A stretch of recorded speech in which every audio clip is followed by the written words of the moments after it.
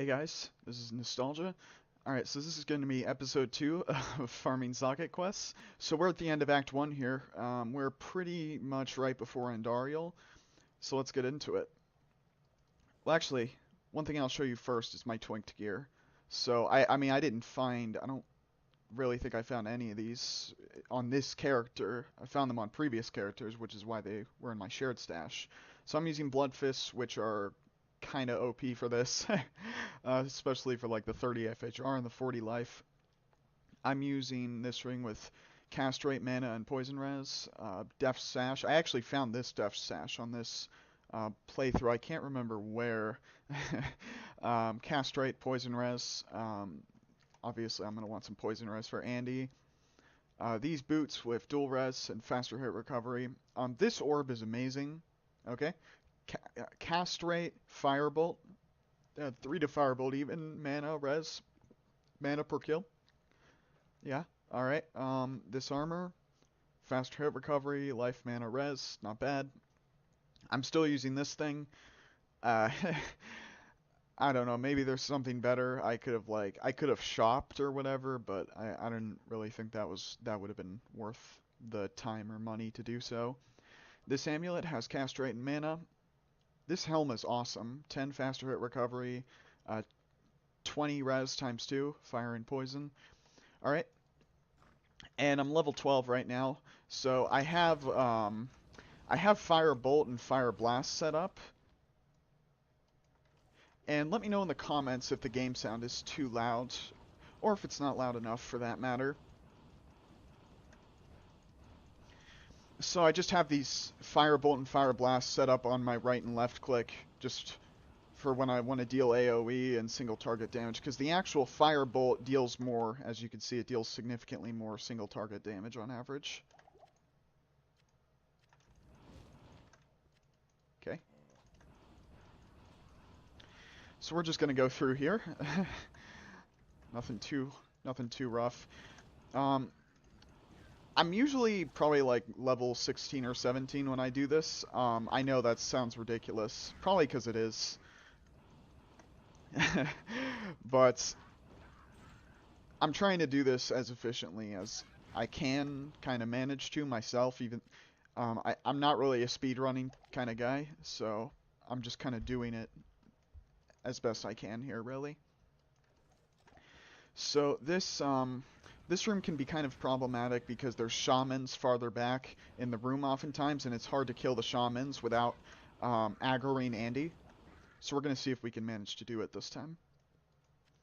I usually can, but it's probably gonna be harder while recording in window mode.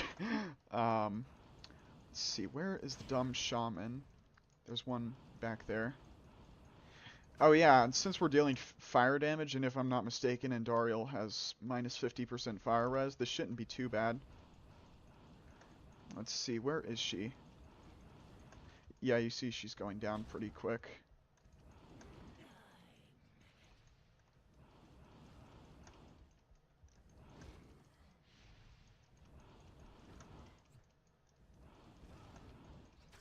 Oh, she did get me there. Wasn't too bad of a hit, though, to be honest.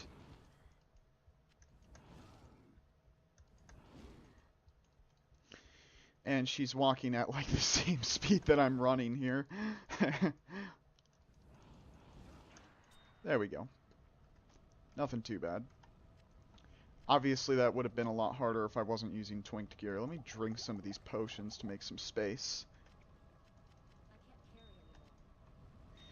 Alright. Nothing too bad.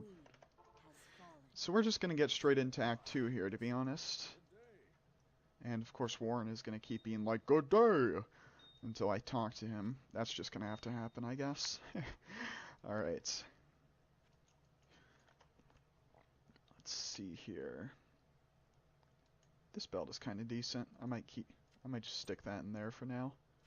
Just in case I want to use it later. Grab another stamina potion, because stamina potions are especially useful in my experience on a Sork in Act 2 normal, because there's just a lot of open area to get through. Unless you're farming experience more than I tend to, which actually I'll probably have to farm experience a fair bit here in Act 2, given the circumstances, given that I'm only level 12 or whatever. Alright. So we're just going to get right into this. I'm actually going to skip Radament for now, but I'll show you something here. If you go, I'll probably do Radament off camera, but it's somewhere over here. You can see how rarely I actually play through the game from the start. Yeah, if you go into there, that takes you to like later in the sewers level 1, which if you go in from here, it's usually pretty close to the way down to the sewers level 2. That's just a little shortcut to get to Radament faster that I tend to use the rare times I do actually go through the game from the start. Because if you would see my character screen, I've shown it off in a few of my other videos. Not like not like paying attention to it with the commentary and all, but I've shown my character screen. I have like level 91 and 95 characters. So I tend to play on a few characters a lot and not that many different characters all that much, basically. And I'm probably not gonna... Wow, I just took a lot of damage right there. Maybe the heck I had extra strong. I didn't see. Come on, dude. Don't hold me up. Why you gotta be like that, bro? Alright. So let's get some energy. Yeah, that's what we do here at Nostalgia's farming socket quest LPs. We're gonna get energy, boys. So I'm probably not gonna bother with a lot of these like non-boss pack mobs unless there's some big groups that I can get a fair bit of XP from, kind of like that, with only a few shots using the AoE from my fireball. Kind of like that. And I'll probably bother a little bit less with the gold now, since the stuff that drops on the ground, that is, now that I've built up a little bit of a stockpile. Now, basically, normal mode on a sorceress, the gameplay kind of speeds up a lot as you get further and further into normal mode, at least with how I play it. If you're playing on Plugy, it'll really speed up. It'll speed up especially, and then it'll just get ridiculously fast. Like, you'll be teleporting all over the place once your Mercenary hits level 27. Oh yeah, speaking of... I forgot to buy a Mercenary. I actually didn't... I usually don't buy the Act 1 Mercenaries. At least not as of recently, because they're just not worth it, in my opinion. At least if you're trying to go through the game quickly. So we want... What do we want? Combat. It doesn't really matter. I'll just get the defensive level 12. We're going to buy another one once we hit whatever it is. Once we hit Nightmare Act 2 anyway, because we want a Holy Freeze Merc. I could get a Might Merc, but I'm not really going to be leveling this character all that high anyway, so I just want the survivability from a Holy Freeze Merc. So if we go back to my shared pages for leveling up the Merc here, I have a few ethereal items I can give to him. Let me see. How much strength does he have? 62. Alright. He can use a breastplate, a light plate. I'll just give him a light plate. Obviously, you would not normally be able to get a light plate at this point in the game, but I'm doing this twinked, like I said. Correct me on the comments if I'm not using the word twinked correctly, although I'm pretty sure I am. I've been wrong about these things before, though. And hey, first rune of the LP, I didn't get one off screen either. Fanged Helm and a small charm. The Fanged Helm might sell decently. So what I'm going for here is I'm trying to find the whatchamacallit. I'm trying to find, well, for one thing, the Dry Hills waypoint and the Halls of the Dead. So I might just stop once I find one of those two things. Or maybe both. This video is probably getting a little long, though. I tend to aim for 10 minutes, but I forgot to start a timer this time, too. That's never happened before. I'm good at this. So these are minions. Or these are boss packs. We're gonna kill these guys. Merc should be pretty strong at this point, given the gear that I gave him. Like, all ethereal stuff, including an ethereal weapon. Um, I probably won't be upgrading his weapon until I can give him an ethereal malice, which I do have at least one of those in my stash, just to buff his damage a little bit. He might just be one-shotting stuff anyway, because I'm playing on players 1, to be honest.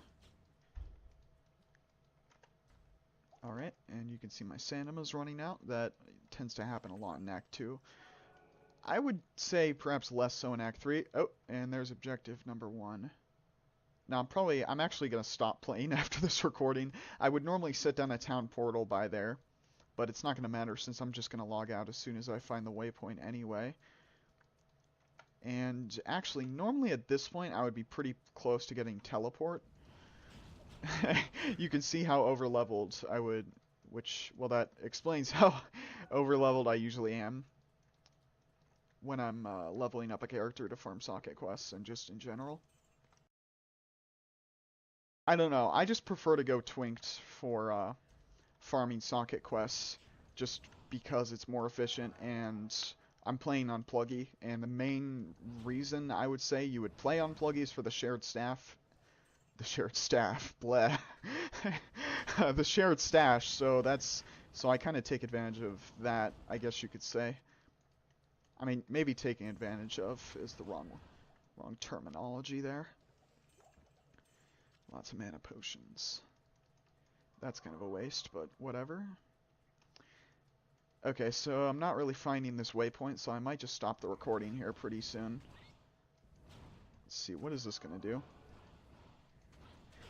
Usually when you see a monster shrine like that, it's gonna change one of the nearby monsters into, yeah, there, I didn't even notice before he died, into a champion or elite.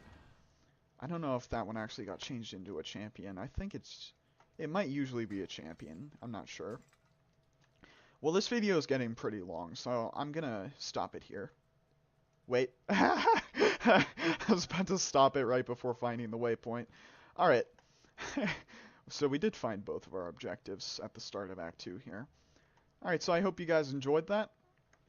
That was episode 2 of Nostalgia Farm Socket Quests. Talk to you guys later.